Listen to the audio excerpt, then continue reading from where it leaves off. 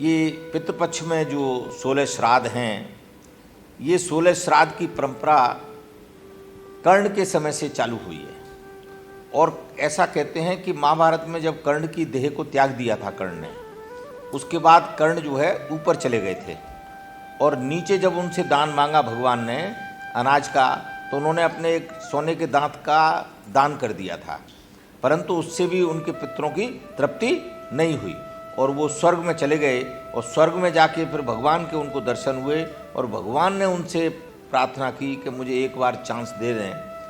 तो भगवान के कहने पर यमराज ने उनको फिर से पृथ्वी पर भेजा और वो दूसरे स्वरूप में उन्होंने 16 दिन तक अपनी देह शुद्धि, सबसे पहले विचार शुद्धि, फिर आहार शुद्धि, फिर सत्व शुद्धि का विधान है श्राद्ध पक्ष में। अगर हम विचार प्रतिदिन व्यक्ति को, अगर सुबह ही सुबह व्यक्ति उठकर प्रतिदिन एक अच्छा विचार कर ले कि मुझे आज ये मेरा विचार है, मुझे आज ये सेवा करना है, तो अगर वो प्रतिदिन ये विचार करेगा तो मेरा दावा है 30 दिन के भीतर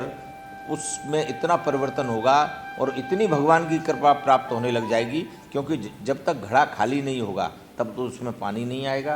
और पानी तब आएगा जब घड़ा खाली होगा। तो भगवान की कृपा प्राप्त करने के लिए भी हमको अपने घड़े को खाली रखना है, विकारों से मुक्त रखना है। तो उसके लिए प्रतिदिन एक अच्छे विचार का अनुसरण करके, किसी अच्छे फोटो को दर्शन करके, किसी अच्छी बात को मन में सोच के अगर हम दिन प्रारंभ करेंगे तो निश्चित मानिए कि हमारा भविष्य बहुत उज्जवल होगा और हम पे लक्ष्मी की अति कृपा प्राप्त होगी। अनेकानेक मंत्र हैं, उन मंत्रों को भी लेके हम दिन प्रारंभ कर सकते हैं, जो मैं आपको कथाओं में बताया करता हूँ। अगर आप लोग मेरी कथा सुनते हैं तो मैं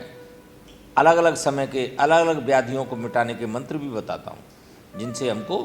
किसी चीज़ की आवश्यकता नहीं है। अगर उन मंत्रों का भी हम जाप करेंगे प्रॉपर तरीके से, अगर उन मंत्रों को हम बोलेंगे, ये करेंगे, तो हमारी व्याधियाँ खत्म हो जाएंगी और हम उत्तरोत्तर सुख शांति की ओर बढ़ते चले जाएंगे।